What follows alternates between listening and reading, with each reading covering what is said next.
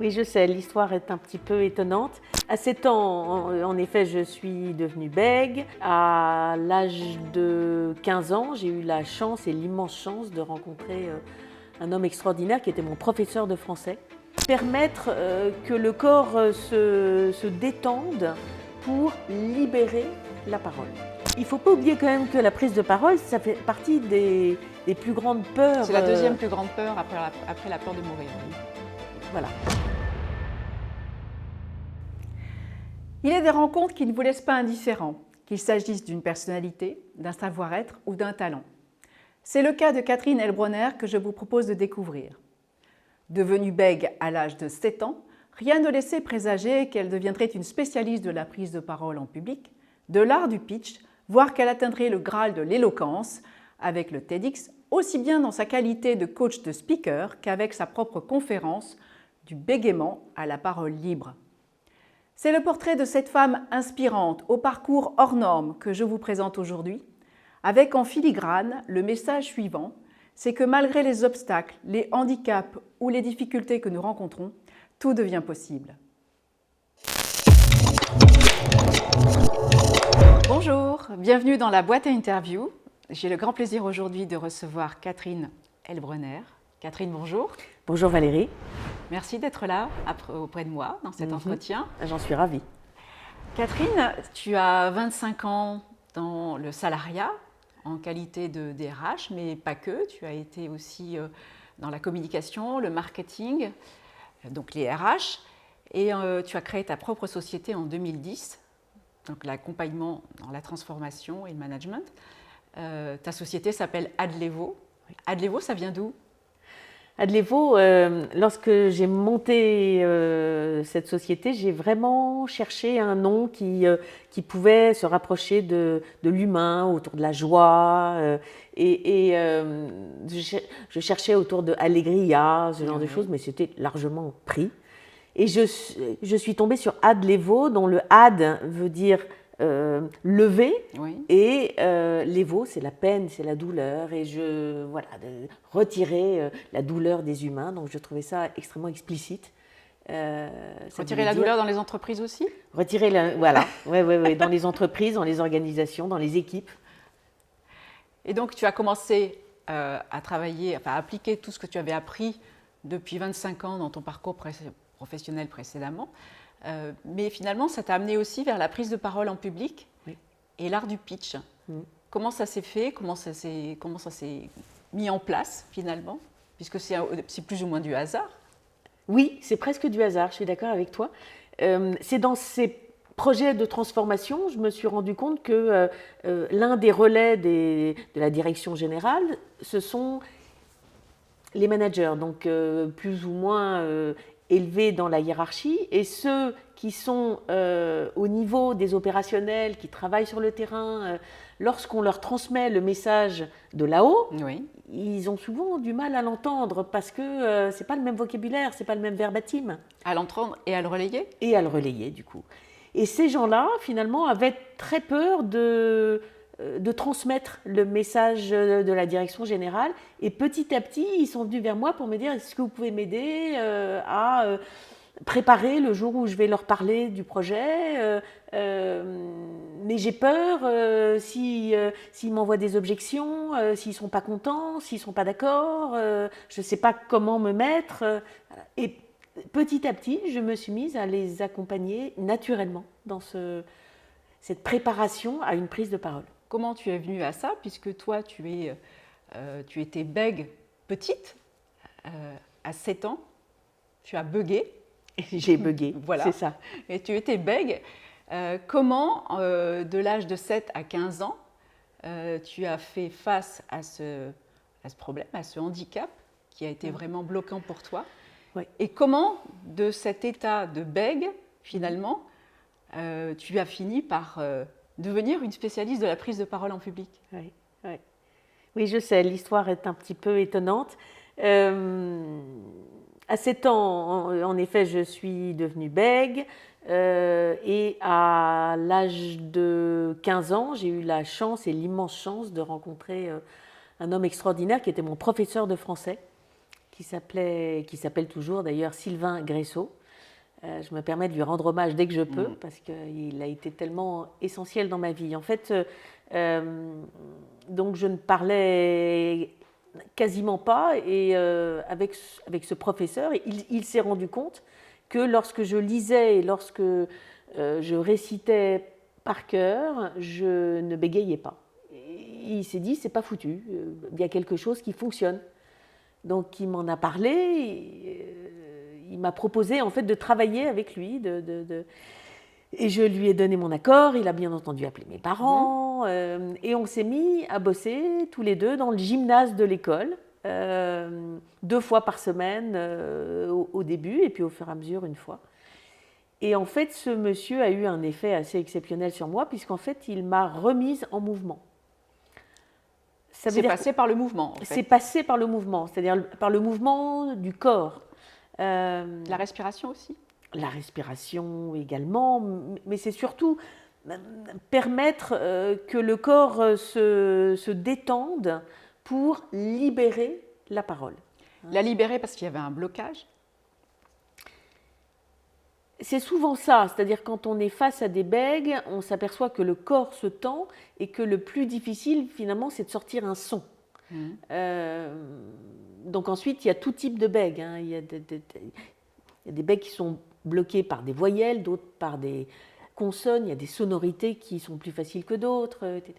Mais le principe du mouvement du corps est absolument essentiel parce on est là justement pour libérer, rendre fluide, redonner de l'espace à ce corps, à ses muscles, etc., qui font en sorte que le son sorte.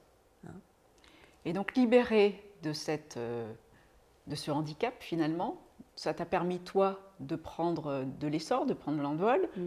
Tu fais du théâtre également? Oui. Depuis longtemps?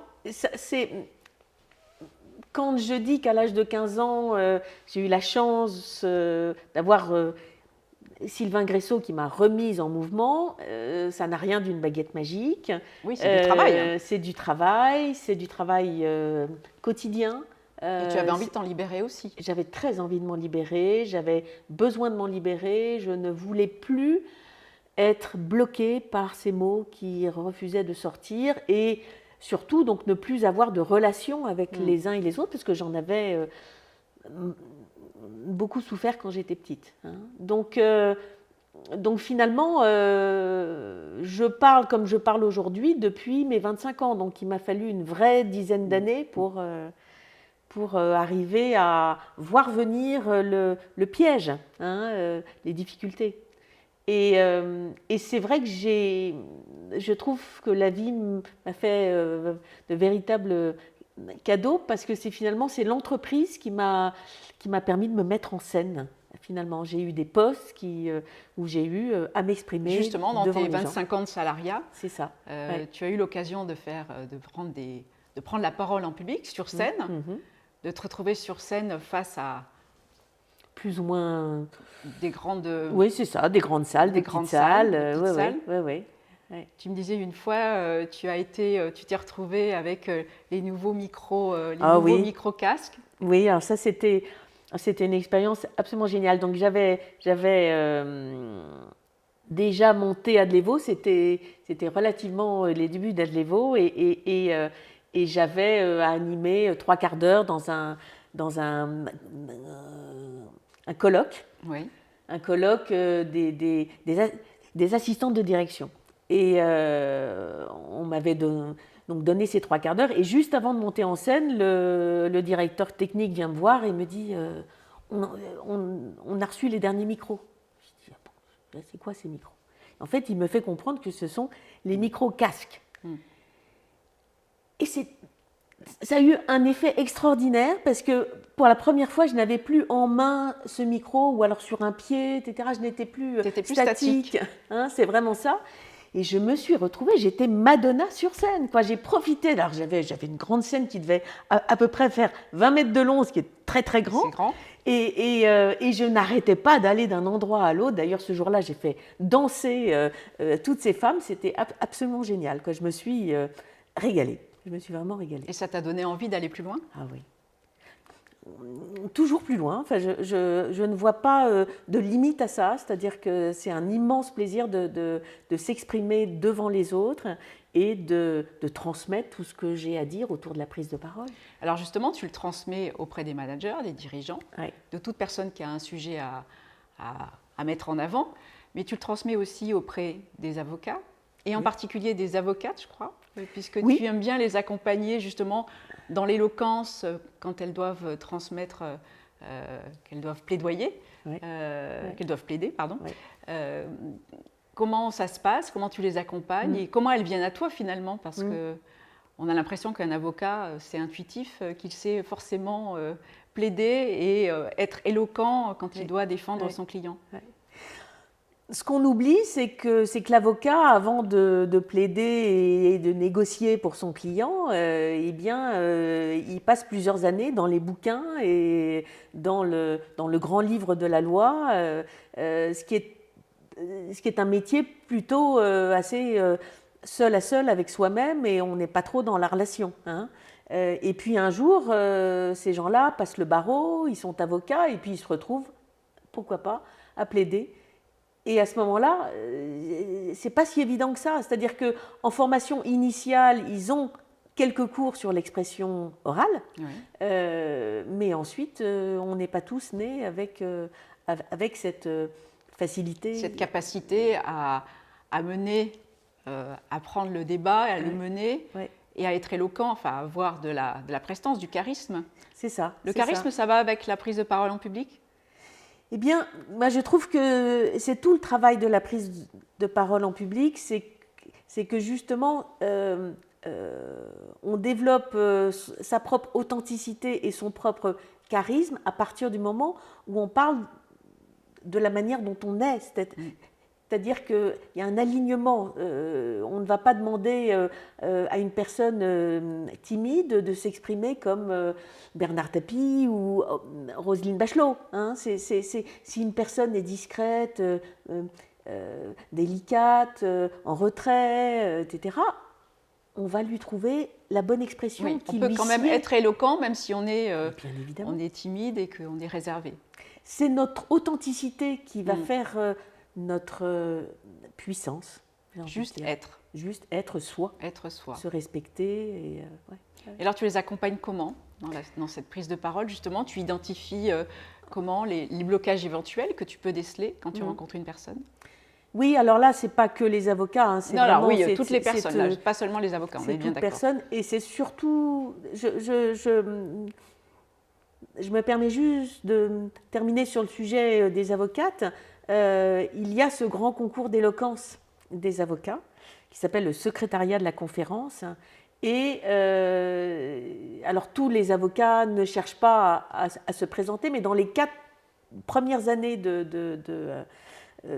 leur, je ne sais pas comment on dit d'ailleurs, de leur métier, ils et elles ont le droit de se présenter à ce secrétariat de la conférence et donc à venir plaider le pour ou le contre d'un sujet donné par les 12 secrétaires de la conférence. Et les préparer, c'est non seulement recevoir leur contenu, c'est-à-dire leur faire travailler la fluidité du contenu, mais c'est véritablement installer et poser qui elles sont par rapport à ce contenu. C'est une voix, c'est un comportement, c'est un regard, c'est une énergie, c'est tout ça qu'on travaille. Et comment tu travailles, par exemple, la voix, puisque chacun a une voix propre, chacun a sa propre identité vocale, qui peut être plus ou moins nasillarde, plus ou moins gutturale ou plus ou moins aiguë. Comment tu arrives à modifier un peu la façon avec laquelle la voix sort? Alors, on a beaucoup de gens qui ont leur voix bien placée, hein, quand même, faut quand même le dire. Ensuite, ce qui se passe, c'est qu'on peut entendre qu'une voix est légèrement aiguë ou pas assez posée ou pas assez grave. Alors, il y a plusieurs choses. C'est qu'on fait des essais, c'est-à-dire que je peux simplement demander à une personne, avant de s'exprimer, d'avaler sa salive. Et à ce moment-là, je ne sais pas si vous avez entendu, mais j'ai une autre voix qui s'est installée un peu plus grave, un peu plus basse. Donc il y a des choses qu'on peut essayer. On peut la moduler. On peut la moduler. Et puis il peut y avoir des histoires de mâchoires. Il y a des mâchoires qui se tendent ou qui se détendent et qui peuvent avoir un impact sur la qualité de la voix qui sort. Et en fait, quand je dis mâchoire, ça peut aussi venir du corps. Oui. Le simple fait d'avoir les épaules tendues, d'être un peu stressé, d'avoir le plexus noué, va impacter forcément les cordes vocales qui elles-mêmes vont être plus tendues et du coup ne pas donner le véritable son qu'elles ont à offrir. Donc c'est un tout. En fait, il y a tellement de choses qu'on peut faire bouger très délicatement. Ensuite, le plus difficile, c'est de retrouver ça au quotidien et de le garder. De le garder, et puis pas seulement pour des occasions particulières. Alors, moi, j'aime bien dire aux gens, on n'est pas tous des orateurs exceptionnels tous les jours, à chaque instant et à chaque minute. Il y a des moments dans la vie où il faut qu'on soit meilleur que d'autres. Alors, meilleur par rapport à quoi? Enfin bon, ça c'est une autre histoire, mais il y a des moments où on a besoin de s'exprimer, si possible avec aisance, avec efficacité et avec plaisir, parce que je trouve que la notion de plaisir est hyper essentielle. Et ces moments-là, ça se travaille. Ça se travaille, donc on peut venir 2, 3, 5 fois pour préparer un contenu, l'ajuster avec qui on est, regarder le verbatim qu'on y associe, comment est-ce que notre corps se pose, l'énergie qu'on dégage, le regard que l'on va avoir, tout, la gestuelle que l'on a besoin d'associer, etc. Comment est-ce qu'on se prépare à ces événements-là? Il y a de la respiration, il y a du plexus, il y a de l'articulation, il y a de la diction, tout plein de choses que l'on peut Et tu travailles en one-to-one, tu travailles en atelier avec une ou plusieurs personnes en même temps, ou tu travailles systématiquement en accompagnement personnalisé, par exemple? Ah non, je fais de tout. Tu fais de tout. Je fais de tout. Du sur-mesure. Je fais du sur-mesure. Si on me demande de faire des groupes en entreprise, je prends par niveau hiérarchique. Par contre, je trouve ça très important de respecter, c'est-à-dire de ne pas mélanger les niveaux hiérarchiques. Pourquoi? Alors tout simplement parce que ça peut être difficile. Pour que les personnes soient à l'aise? Pour que les personnes soient à l'aise, absolument. Parce que si une personne a des difficultés à faire un exercice, si elle est un supérieur hiérarchique ou un collaborateur, on peut ne pas oser montrer sa part de fragilité, de vulnérabilité, etc. Voilà. Oui, la peur d'être jugé aussi. La peur d'être jugé, d'être regardé, de tout se simplement. sentir inférieur. Il ne faut pas oublier quand même que la prise de parole, ça fait partie des plus grandes peurs. C'est la deuxième plus grande peur après la peur de mourir, oui. Voilà, donc c'est vraiment ça. Donc il y a du collectif, donc je fais du collectif, je fais des équipes, je fais des managers en direct, tout le monde est bienvenu bien évidemment. Et alors ce que tu me disais en aparté, puisqu'on a travaillé ensemble cette interview, tu me disais qu'en fait beaucoup de femmes viennent vers toi, mais tu as aussi des hommes. Oui. Les femmes, qu'est-ce qui t'intéresse chez les femmes et pourquoi tu as tellement à cœur de les aider et de les accompagner? Est-ce que c'est parce que les femmes peuvent se sentir parfois inférieures? Alors, je dirais pas ça au démarrage. Je pense que à la base, physiologiquement, la femme est moins entendue. Sa voix est plus aérienne. Les voix masculines sont ce qu'on appelle des voix solidiennes, graves, et posées, un son grave s'entend bien plus facilement qu'une voix peut-être plus légère, etc. Donc à la base, c'est comment se faire entendre de la même manière qu'un homme. Et puis on s'aperçoit que ça va plus loin que ça. C'est-à-dire qu'en effet, la femme... elle vit plus facilement des émotions. C'est-à-dire que l'homme en fait fi, traverse ça et ne veut pas être embêté. Alors que la femme, si elle n'est pas habituée, elle peut subir ses émotions et elle peut perdre ses moyens. Hein. Voilà, on dit facilement d'une femme qui peut rentrer dans la colère que sa voix devient hystérique, ce qui est insupportable à entendre. Oui. Mais, ça vient stéréotypé. Oui, tout à fait. Mais en fait, la femme, sa place reste compliquée dans notre société actuelle. L'idée est que cette parité homme-femme puisse enfin prendre place. Et en même temps, il ne s'agit pas que les femmes deviennent des hommes. Enfin, hein, donc, comment être femme, rester femme et se faire entendre tout en installant qui elles sont, là encore, avec leur propre énergie, leur propre manière d'être, dans leur corps, dans des habits qui ne sont pas que masculins, c'est complexe. Et en fait, on s'aperçoit que la prise de parole, c'est un tout, c'est-à-dire qu'on n'est pas que sur la voix, la gorge et le regard, c'est bien plus que ça. Alors de cette prise de parole, finalement, tu t'es retrouvée à faire un TEDx. Oui. J'aimerais bien que tu m'en parles. Comment tu l'as préparé? Parce que ça a été 4 mois de préparation, intense. Oui. Quelle plus belle revanche que pour quelqu'un qui a été bègue que de se retrouver à faire un TEDx. Quel est le thème de ton TEDx? Tu peux me le dire? Alors, mon TEDx, je l'ai intitulé « Du bégaiement à la parole libre ». Voilà, déjà, le titre est posé. Le titre est posé et tout est dans ce titre. Tout est dans ce titre puisque c'est tout ce chemin que j'ai parcouru pendant pas mal d'années pour arriver à faire ça aujourd'hui et à m'exprimer devant toi, hein, par exemple. Là, ça reste une magnifique victoire. Hein. Ouais. Donc, alors, ce TEDx, d'abord, j'ai eu la chance d'être coach pour des speakers TEDx. Et c'est lors de... tu as commencé par accompagner des speakers TEDx à faire leur propre TEDx, qui t'a amené, toi, à faire le propre tien. Exactement. À faire ta propre prise de parole pour toi. C'est ça. La première fois que le jour J est arrivé pour mes speakers et que j'ai vu ce décor, ce rond rouge au sol, ces lettres sur le côté, j'ai trouvé ça magnifique. Et je me suis dit, mais ma place est là. J'ai quelque chose à dire. Si je les accompagne, je peux peut-être faire le mien. C'est ça. Et donc, j'ai de la chance parce que j'avais du coup donc, quelques connexions dans le monde TED et j'ai demandé si je pouvais faire mon TED et on m'a dit « welcome ». Voilà. Welcome. Donc, 4 mois de préparation. Donc, 4 mois de préparation,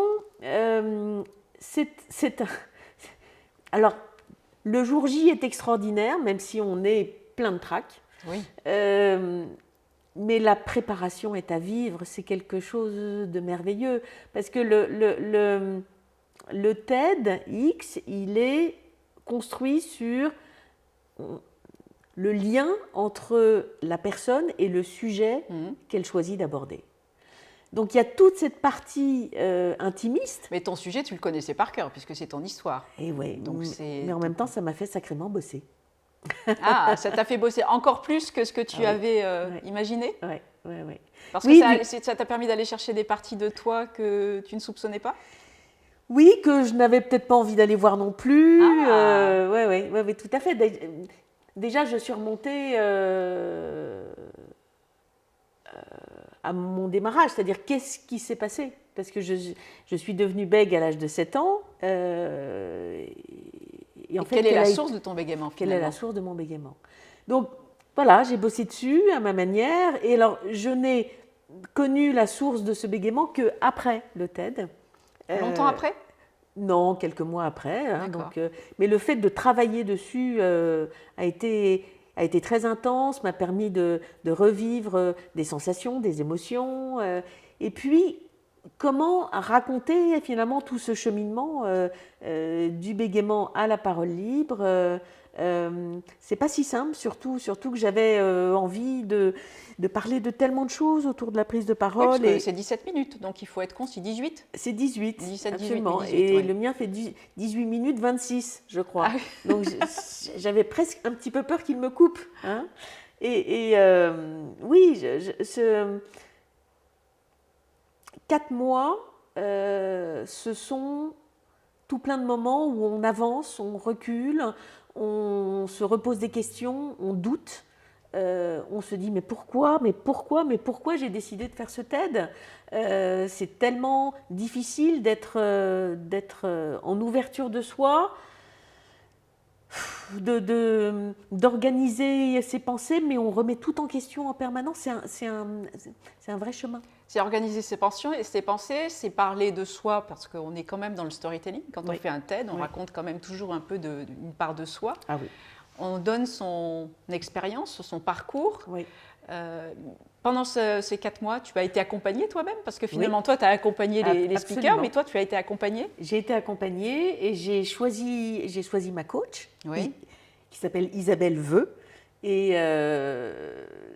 c'est extraordinaire d'être accompagnée. C'est-à-dire que depuis que j'ai été accompagnée, j'accompagne encore mieux mes speakers dans la préparation de leur propre TED. Tu accompagnes d'autant mieux parce que tu as tracé la route aussi. J'ai tracé la route aussi, voilà, absolument. Tu as fait ta propre expérience de ce parcours TEDx. Ouais.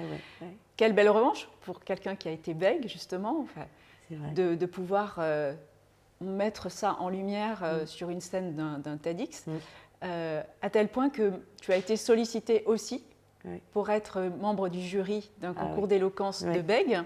J'aimerais que tu me racontes cette histoire, comment tu as vécu le fait d'être toi-même bègue, qui s'est guéri, entre guillemets, de son bégaiement. Comment tu as vécu ce concours d'éloquence de ces personnes qui sont toujours bègues, mais qui prenaient la parole. Et comment tu l'as vécu? C'est magnifique, c'est juste magnifique.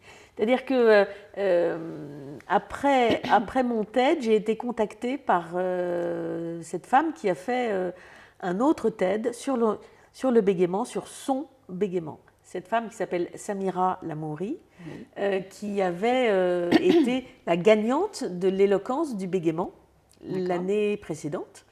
Et qui a pris contact avec moi et on s'est vu, on a discuté. Elle a encore des difficultés aujourd'hui et elle s'en sort de plus en plus. Enfin, c'est extraordinaire. Et puis elle vit des étapes sensationnelles. Et pour remercier l'éloquence du bégaiement, elle a décidé de se porter bénévole et d'accompagner d'autres bègues à la préparation de ce concours d'éloquence et elle m'a proposé de devenir membre du jury pour la demi-finale de ce concours. Et ce jour-là, je suis arrivée dans un monde exclusivement de bègues. Oui, il n'y avait que des bègues. Il n'y avait que des bègues autour de moi et aucune personne ne parlait facilement. Et je me suis naturellement remise à bégayer. C'est-à-dire, c'est venu d'une manière tellement inattendue. C'est-à-dire, pour la première fois de ma vie... Ça t'a surpris toi-même? Totalement. Je me suis... Ça t'a désemparé comment tu l'as vécu? C'était une joie extraordinaire que de pouvoir bégayer en toute liberté, sans honte, sans gêne, sans culpabilité, J'étais libre de bégayer comme je le voulais et j'étais en interaction avec des personnes qui bégayaient quand elles le devaient. Et moi, pareil, j'ai eu l'impression de retrouver une famille. J'étais tellement à l'aise, c'était merveilleux. Et tu pouvais identifier chez les personnes qui étaient bègues en face de toi où étaient les blocages? Parce que tu me disais en aparté qu'effectivement, on peut identifier d'où vient le blocage. Est-ce que ça vient de la colonne? Est-ce que ça vient... Enfin voilà, quand la parole est bloquée, qu'elle ne veut pas sortir, ça vient d'où? Tu arrives à le voir maintenant spontanément? Alors, dans les choses que dont j'ai pris conscience lorsque je me suis mise à travailler sur la prise de parole en public avec Adlevo, je me suis rendu compte que pendant toutes ces années d'enfance où je ne parlais pas, eh bien, je ne m'occupais donc pas de la parole des gens, ça ne m'intéressait pas. Donc en fait, j'étais en observation. J'étais en observation de ces gens qui s'exprimaient devant moi, mais je me fichais des mots, encore une fois. Et j'observais des choses, des expressions sur le visage, des manières de parler, des regards, et puis des postures du corps. Et je ne m'en suis pas rendu compte sur le moment, mais aujourd'hui, j'ai cette capacité à voir, à lire, à comprendre d'où viennent certains blocages du corps. Et c'est quelque chose totalement intuitif qui arrive quand je suis face à une personne. Et en effet, il y a des choses qui me semblent évidentes, Oui. puis il y en a d'autres qui sont moins faciles, mais il y a des fois où je peux simplement demander à une personne de bouger son épaule et ça va libérer des sons, des manières de dire des mots, des phonèmes. On est sur des histoires de syllabes, de sonorités, de tons. Oui, Voilà, parce que chaque bégaiement est différent. Ah oui, absolument. Il y a pas, enfin, c'est pas une forme, c'est pas Non. universel. C'est-à-dire que chacun, il y en a qui vont bégayer sur tu disais sur des phonèmes, sur des syllabes, sur. Oui, c'est-à-dire qu'il y a des sons plus durs. Moi, quand j'étais enfant, c'était les P, les T, les que. Qui ne sortaient pas. Qui ne sortaient pas, qui étaient extrêmement difficiles. Et aujourd'hui, quand je sais que je dois employer ces sonorités-là en début de phrase, eh bien, je vais essayer de trouver un autre moyen d'y arriver. Pour ne pas commencer la phrase par la sonorité. Le peu ou voilà, le que, parce que, le que, Mais j'ai envie de dire, j'ai trouvé tes propres ressources. Mes propres ressources, mes propres moyens d'éviter le piège. Et c'est mon objectif quand je fais travailler une personne, c'est justement de l'amener à prendre conscience de ce qui la bloque, à quel moment ça peut la bloquer, et à ce moment-là, de mettre en place des solutions. Tu accompagnes des bègues en prise de parole en public? Oui, absolument. J'accompagne des bègues régulièrement, j'ai envie de dire. J'en ai régulièrement. J'ai des bègues en entreprise, comme j'ai des bègues en tant qu'individu particulier qui viennent me voir. C'est pas... Là non plus, ce n'est pas une baguette magique, c'est-à-dire que ça ne marche pas à tous les coups. Mais il y a beaucoup de personnes que j'ai pu aider parce que la mise en mouvement est quelque chose qui... Ça a fonctionné chez moi, donc je sais le transmettre. Ouais. Et tu accompagnes également dans le monde de l'inclusion. Je sais que tu es très investie dans l'associatif, l'inclusion, le handicap. Tu peux nous en parler? Tu peux nous dire justement comment tu travailles, avec qui, comment tu viens en aide dans des domaines justement où on aurait besoin de tes services finalement, de spécialistes de la prise de parole en public? Oui. En fait, j'ai beaucoup de chance finalement parce que ce métier qui est le mien aujourd'hui, auquel j'ajoute d'ailleurs l'efficacité relationnelle, parce que la prise de parole et l'efficacité relationnelle ne fonctionnent pas. Alors qu'est-ce que tu appelles l'efficacité relationnelle? C'est l'intelligence émotionnelle, ou ça va au-delà? Alors, pour moi, c'est cette aisance relationnelle, donc il peut y avoir en effet de l'intelligence émotionnelle, d'intelligence du cœur, mais c'est surtout c'est la manière dont on va finalement rencontrer une autre personne, se mettre à discuter avec elle. Eh bien, si on est soi-même aimable, à l'aise, souriant, et que notre parole, du coup, va être plutôt agréable, plus libre, eh bien, la relation n'en sera que améliorée. Okay ? Et si on aborde une personne avec un ton assez sévère, avec des fins de phrases qui font des points un peu durs, etc., eh bien, la personne en face n'a pas forcément envie de répondre. Donc, en fait, de notre manière de s'exprimer va générer une qualité de la relation. Et c'est très important. Donc, finalement, ce tout, eh bien, j'ai beaucoup de chance, comme je disais, parce qu'aujourd'hui, dans notre société, on est beaucoup plus sur ce qu'on appelle le non-verbal, le fait c'est ce savoir-être dans la société. Est-ce qu'on est une personne qui arrive avec une énergie dure, confrontante, qui veut en imposer, et à ce moment-là, les autres en face, ils se disent je m'en vais, ou j'ai autre chose à faire de mieux, j'ai piscine justement, ou bien alors ils sont un peu soumis, ils subissent, etc. Alors qu'une personne qui arrive avec un sourire, déjà le sourire génère un autre sourire, absolument, et le regard et l'énergie positive, le cœur ouvert, avec l'envie de dialoguer, de transmettre éventuellement, etc. On attire beaucoup plus de personnes. Donc aujourd'hui, encore une fois, dans notre société, on est beaucoup sur comment se présenter, parler de soi, parler de son projet, et ça s'appelle pitcher. Pitcher. D'où le projet que tu as mis en place, qui s'appelle Pitch on the Ring. Exactement. En fait, c'est une formation qui se passe par atelier que tu as mis en place.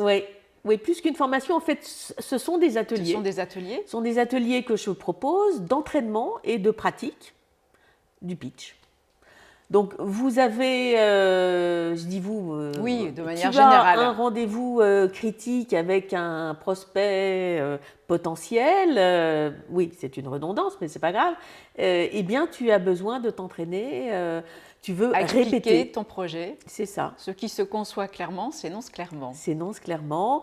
Et le principe de ces ateliers, c'est que finalement, on est plusieurs. Donc, ça veut dire que la personne va être dans un environnement tout à fait neutre. On est en visio, ça se passe en visio. Oui, c'est ce que j'allais te demander. Il n'y a pas d'atelier en présentiel. Pour le moment, non. C'est-à-dire qu'on est... C'est encore Covid compatible, alors. Oui, c'est ça. Exactement. C'est exactement ça. Et ça plaît à beaucoup, parce qu'en plus, je peux avoir des gens de province, même qui habitent à l'étranger. C'est très pratique. Et donc, l'environnement reste neutre. Ce sont des profils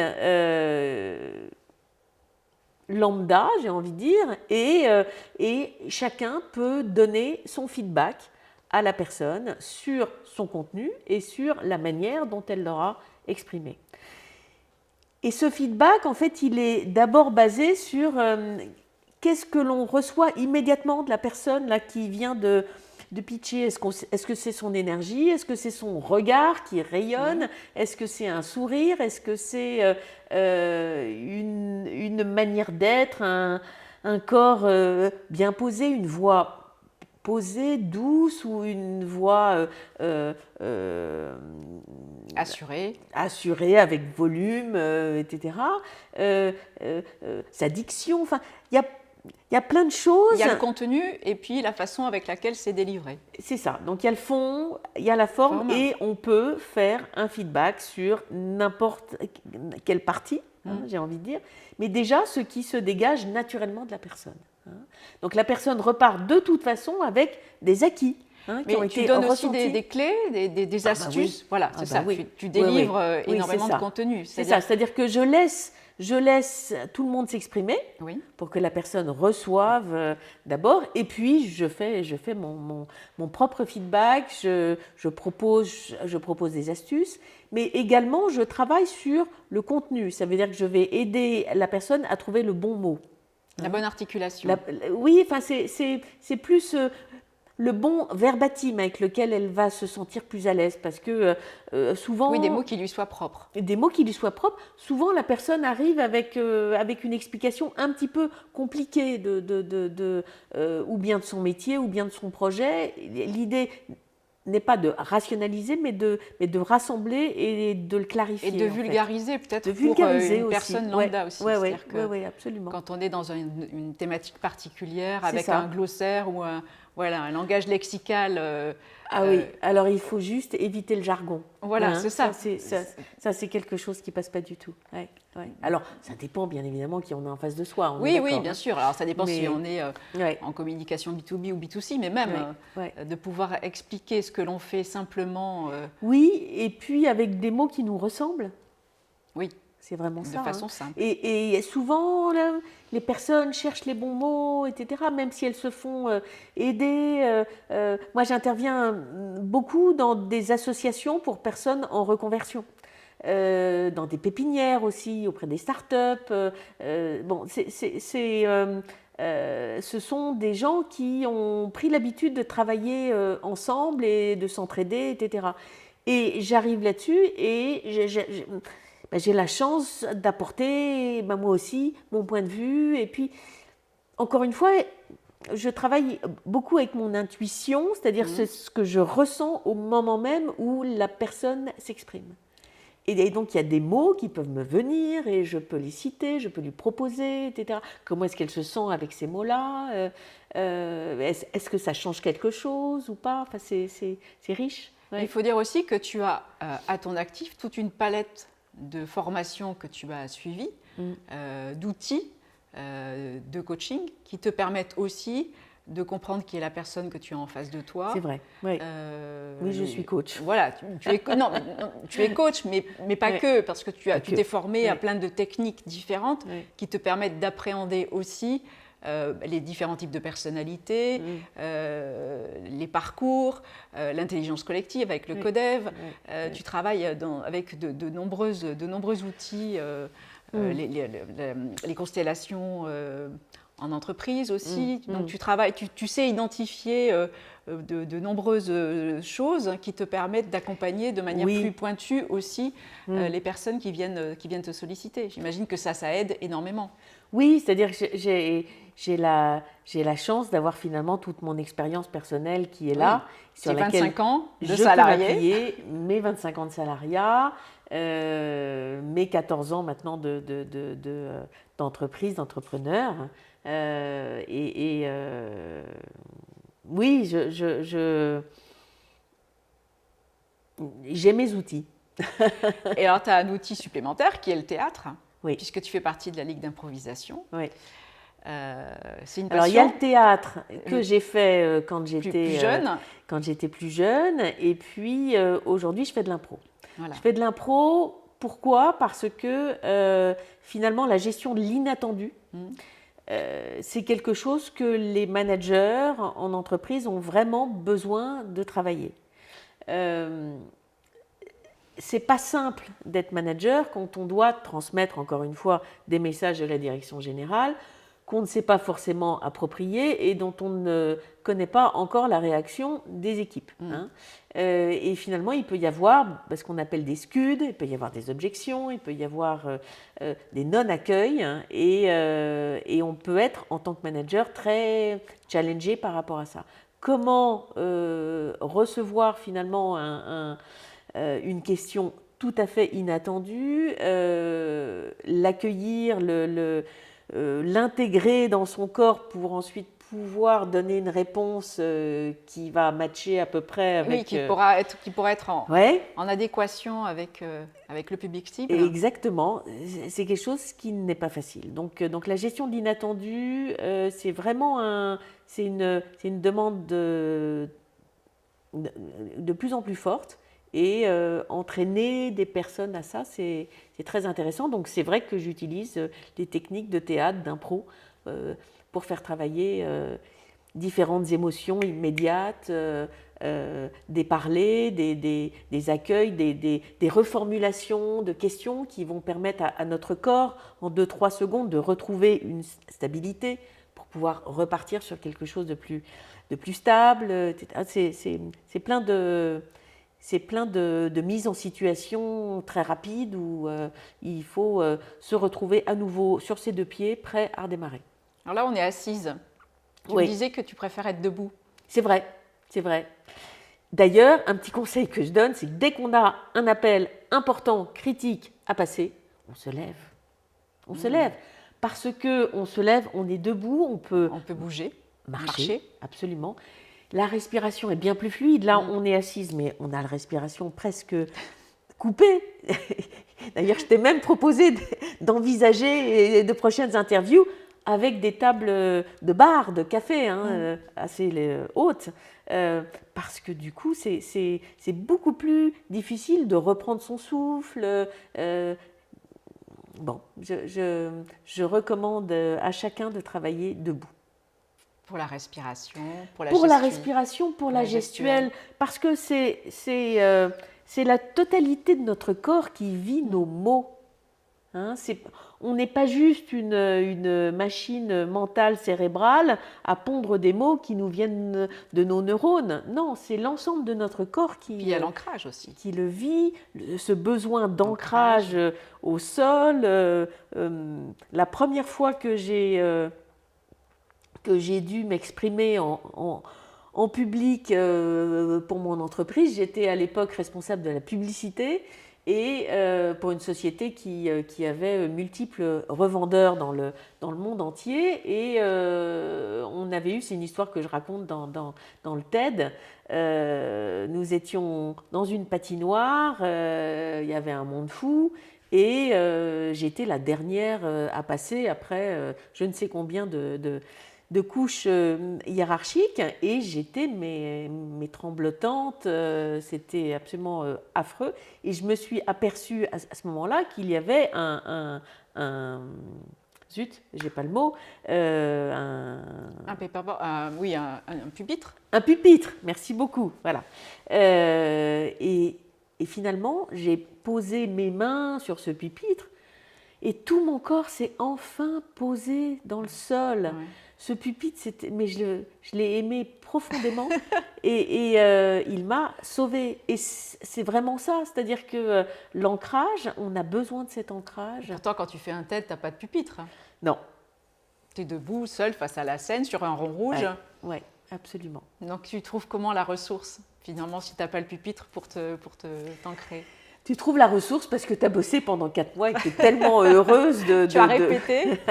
Oh oui, oh là là. Oui. Le plus difficile finalement, c'est que l'impro dans le TED... C'est quoi le plus dur? C'est la gestion du temps? Ah oui. Parce que le temps de parole, ouais. On dit que pour un TED de 18 minutes, je crois que c'est 2500 mots, c'est ça? Oui, ça je me souviens plus du nombre de mots, donc je ne saurais pas répondre à cette question. Mots, ça dépend du débit que l'on a, ouais. Sachant que le débit est propre à chacun. Ouais.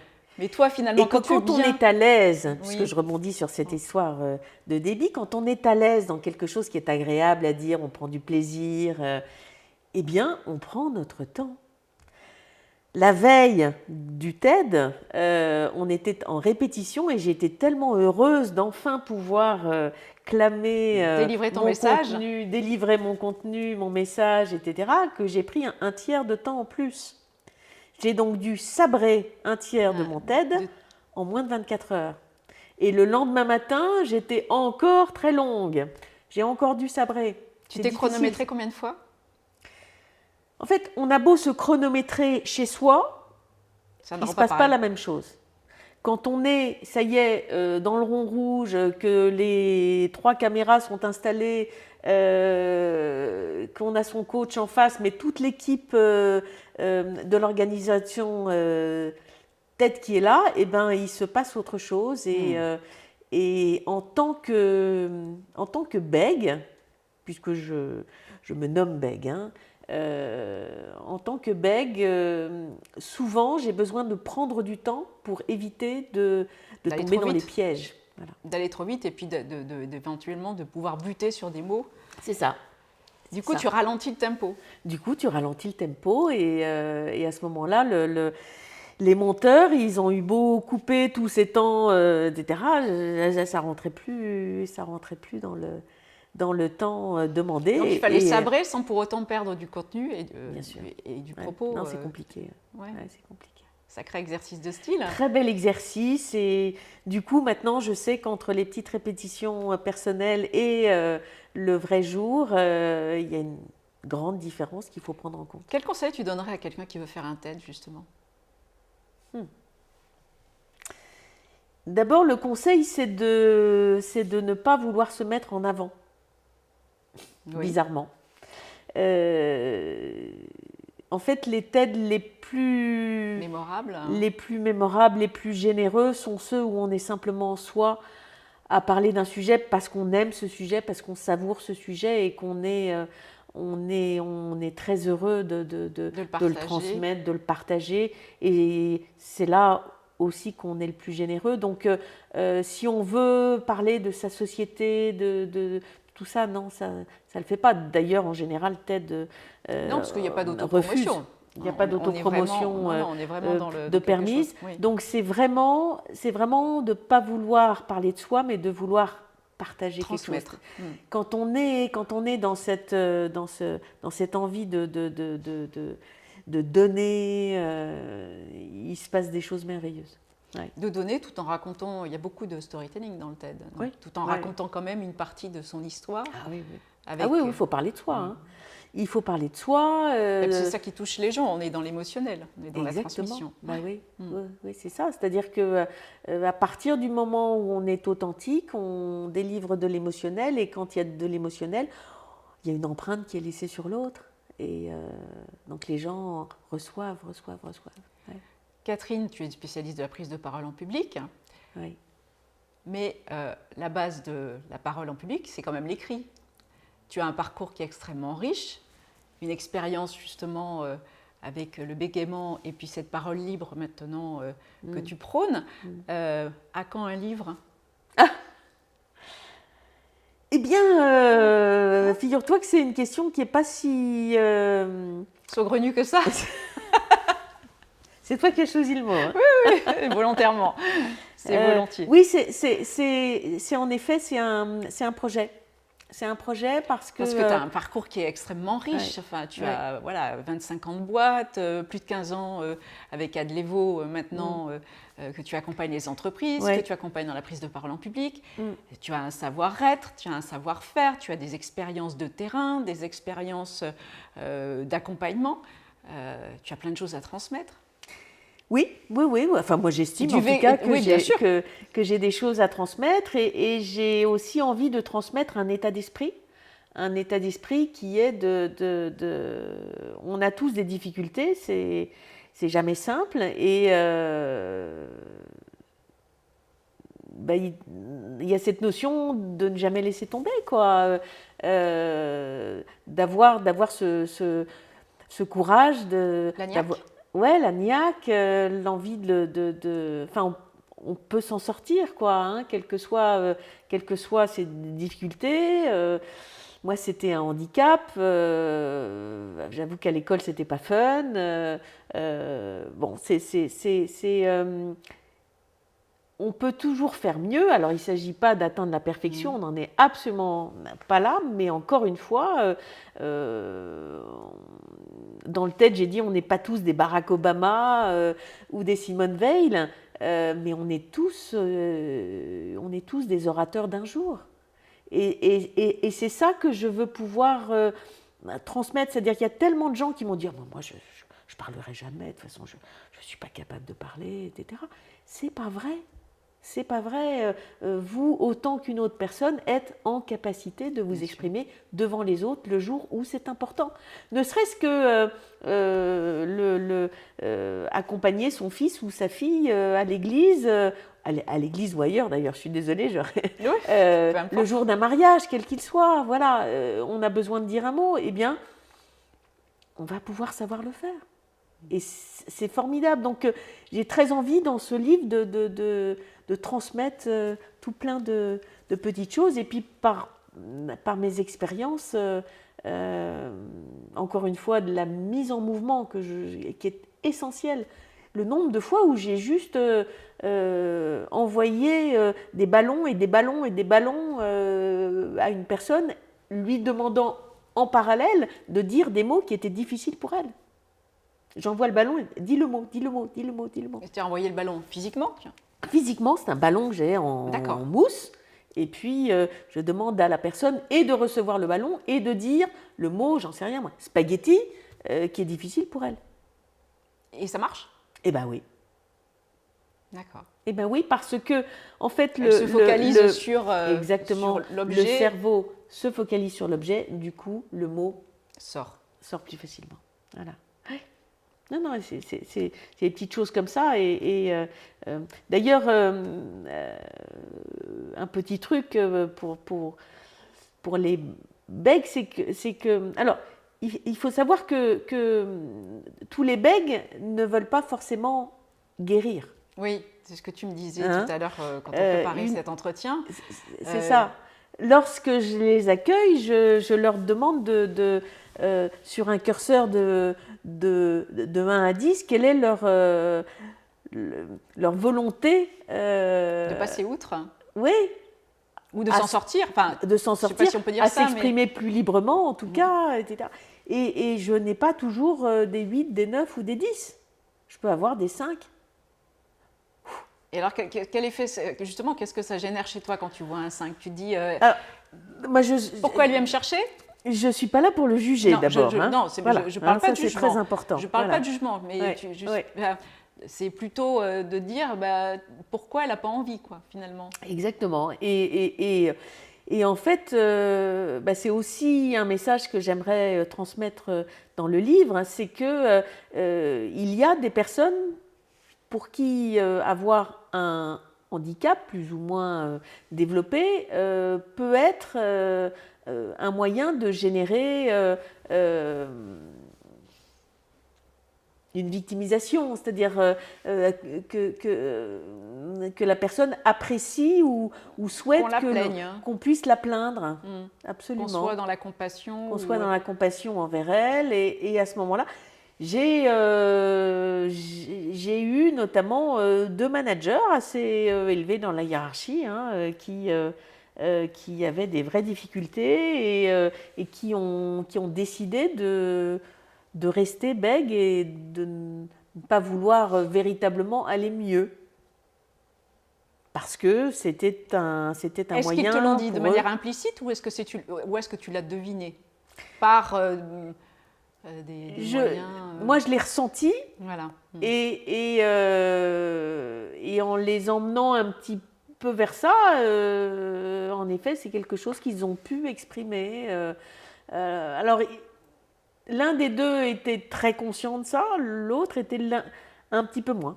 Il se voilait la face. Il se voilait un il petit était peu dans le la déni face, peut-être. Ouais. Tout en prenant des médicaments 1 à 2 heures juste avant la grande réunion pour se permettre d'être plus à l'aise, donc des relaxants. Hein. Donc là encore, on voit que c'est bien le corps qui bloque une grande partie de la parole. Hein.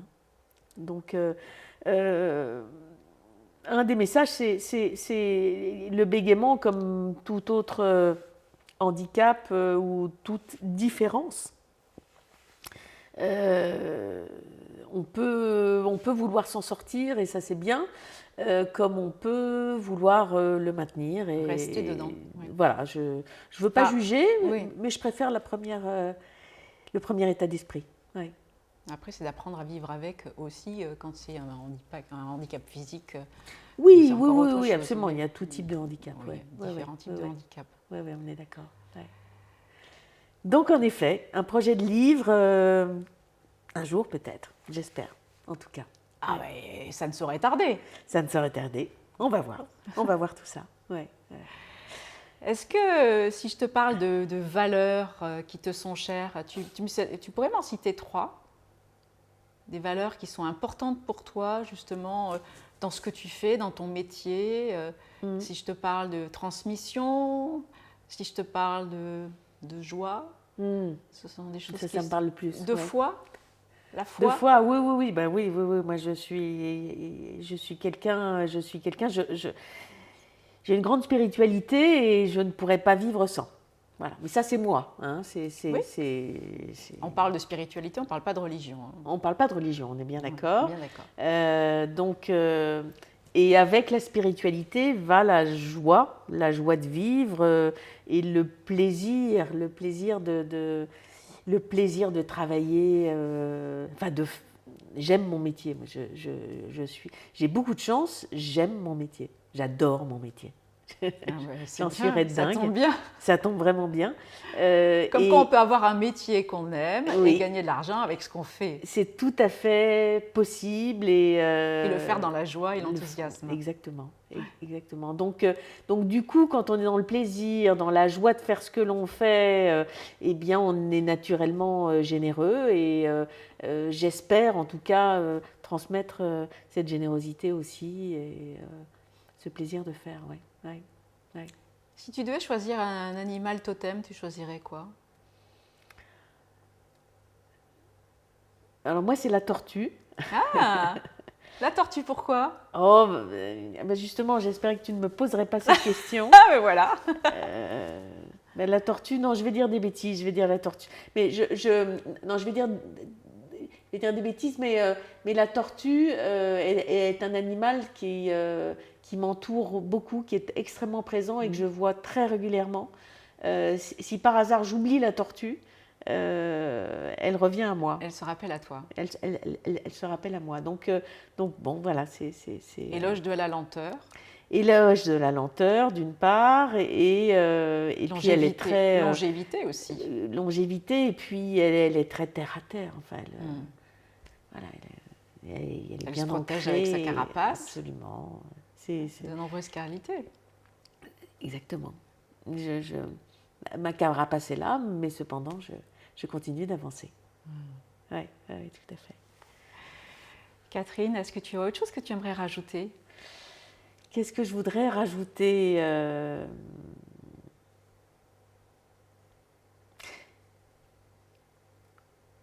Aujourd'hui, encore une fois, j'ai beaucoup de chance parce que la société est de plus en plus tournée encore une fois vers le non-verbal, vers la nécessité de bien savoir s'exprimer, de bien savoir se montrer devant les autres, de se valoriser, de savoir parler de soi comme ça, etc. C'est vraiment... c'est très beau et en même temps, il faut se dire que ce n'est pas une montagne. C'est quelque chose de tout à fait... de bien plus abordable qu'on ne le croit. Et c'est vrai que même si la prise de parole reste une peur énorme chez l'homme, c'est vraiment quelque chose qui s'aborde de manière bien plus simple qu'on ne le croit et qui est accessible. Voilà. Donc, ça me fait penser que tu accompagnes aussi les étudiants et les jeunes pour préparer leurs oraux. Tout à fait. Je les invite d'ailleurs à regarder ton TED, puisque tu donnes des clés dedans. Je donne des clés dans le TED qui peuvent les aider à préparer leurs oraux. Oui. Ouais. En fait, je travaille avec des personnes qui sont en âge d'avoir conscience de ce qu'ils disent. C'est-à-dire que je ne travaille pas avec des enfants et à moins de 17-18 ans, c'est pas toujours facile pour moi. Bien sûr. Parce que, étant coach, je relie forcément la prise de parole à la personne. Oui, et un savoir-être, un parcours de vie. Parcours de vie, sa personnalité, etc. Donc je lui fais faire des liens. Je lui fais faire des liens, bien évidemment. Je la fais réfléchir sur ce qu'elle est. Et encore une fois, les femmes sont d'une richesse extraordinaire et j'ai un immense plaisir à travailler avec les femmes. Voilà. Ouais. Catherine, si on veut te retrouver, on te retrouve sur adlevo.fr. C'est ça. Également, Pitch on the Ring, tu as un site internet. Il y a un site tu peux donner l'URL dédié, voilà. Absolument. Ça s'appelle pitchonthering.fr. Pitchonthering.fr. Aussi, réussirsesoraux.fr. On est toujours sur le FR chez moi. Et puis... et on peut retrouver ton TED sur TED, YouTube. Sur YouTube, absolument. Voilà. Qui s'appelle donc Du bégaiement à la parole libre. Voilà. Et avec cette recherche de puissance de qui l'on est, de notre propre rayonnement, qu'on n'est pas obligé d'enfiler dès le matin à 8 heures, qui peut être juste là un jour. Ça suffit. Catherine Elbronner, je te remercie infiniment. Merci beaucoup Valérie. D'être venue en entretien avec moi. Et puis, j'attends le livre. On attend que le livre sorte. Je te tiendrai au courant, Voilà. c'est promis. Merci beaucoup. Merci beaucoup. Merci. Merci. Au revoir.